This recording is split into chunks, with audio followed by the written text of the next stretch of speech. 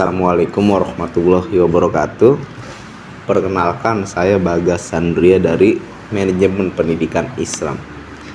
Di sini saya ingin menjelaskan hadis tentang segala perbuatan kita awali dengan niat.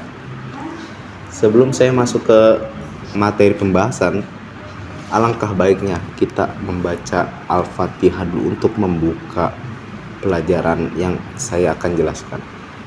Bismillahirrahmanirrahim. A'udzubillahi minasyaitonirrajim. Bismillahirrahmanirrahim. Alhamdulillahirabbil alamin. Arrahmanirrahim. Maliki yaumiddin. Iyyaka na'budu wa iyyaka nasta'in. Ihdinas siratal mustaqim. Siratal ladzina an'amta 'alaihim ghairil maghdubi 'alaihim waladdallin. Raditu billahi rabba wa bil islam wa bi muhammadin nabiyya rabbi zidni ilman warzuqni min ibadah. Langsung kita masuk ke pembahasan, yaitu niat. Mengapa sih niat begitu penting dalam kehidupan kita? Yang pertama, untuk menentukan kualitas amal kita. Jadi niat yang baik akan menjadikan amal ibadah kita semakin sempurna dan bernilai baik di sisi Allah Subhanahu wa Ta'ala. Bahkan sebaliknya, niat yang buruk akan mempengaruhi nilai ibadah kita, bahkan bisa menjadi amal tersebut itu sia-sia. Jadi alangkah baiknya kita mengamalkan niat, kita berniat untuk beramal itu dengan baik-baiknya atau sebaik-baiknya kita.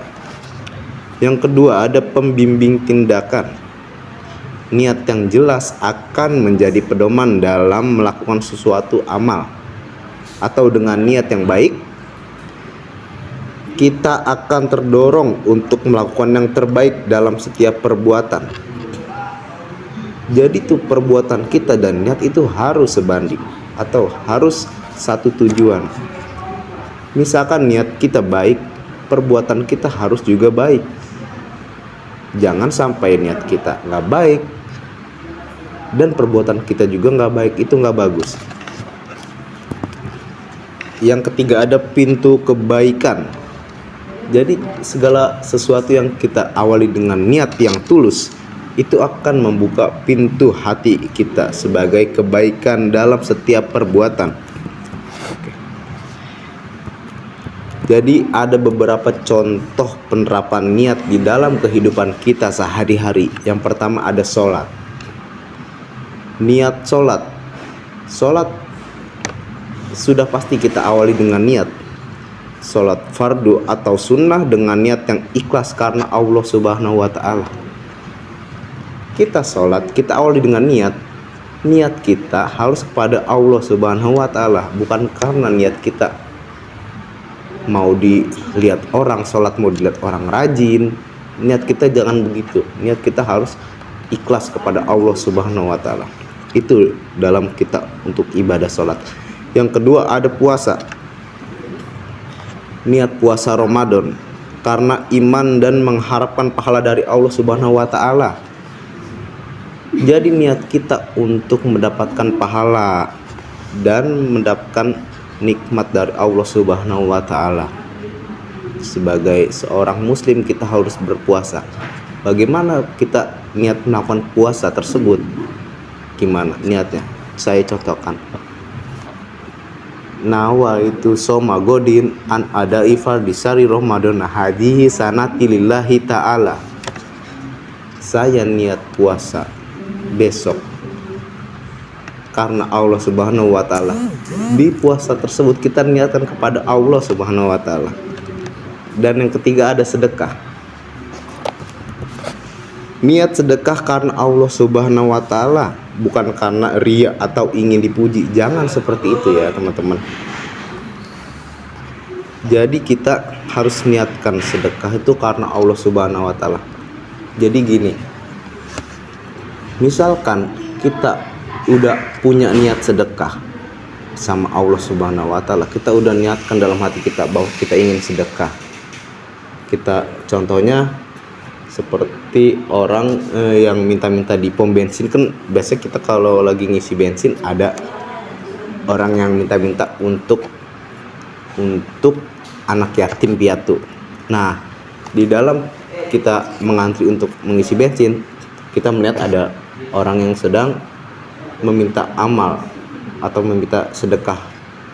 Nah, di situ kita niatkan dalam hati, ya Allah, saya ingin sedekah kepada anak yatim ini melalui perantara orang tersebut. Kita udah niatkan nih dari hati. Tetapi lepas kita mengisi bensin, kita lupa, kita sudah ada di beberapa meter jauh dari tempat itu, kita baru ingat bahwa kita lupa sedekah, lupa mengamalkan. Nah, dari situ kita udah punya niat untuk sedekah, kita udah mendapatkan pahala dari niat tersebut. Jadi kita sudah mendapatkan pahala dari niat tersebut. Jadi contoh seperti itu. Terus ada lagi belajar. Niat belajar untuk mencari ilmu yang bermanfaat dan mengamalkannya. Jadi untuk apa kita menuntut ilmu? Kita niatkan, kita menuntut ilmu untuk kita bagi-bagikan lagi kepada orang lain. Nah, seperti itu. Contohnya kita belajar, di situ kita mendapatkan ilmu yang kita tidak tahu. Nah, setelah kita belajar, kita suatu saat nanti akan mengamalkan ilmu tersebut. Contohnya kepada murid-murid kita, jika sewaktu kita menjadi guru, atau kepada orang-orang terdekat kita harus mengamalkan ilmu tersebut. Nah, dan yang terakhir ada bekerja. Niat bekerja untuk mencari nafkah yang halal dan berkah. Ya, kita dari rumah udah niat bekerja. Kita niatkan bekerja itu untuk apa? Untuk mencari nafkah, untuk menafkahi keluarga kita. Kita udah mendapatkan pahala seperti itu. Jadi kita emang sudah wajib bekerja untuk mencari nafkah, untuk menghidupi keluarga kita. Nah, di situ kita harus awali dengan niat yang baik, niat keluarga kita, niat untuk keluarga kita.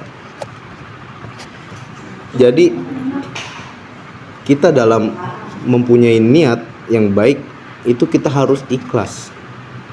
Niatkan segala perbuatan hanya karena Allah Subhanahu wa Ta'ala.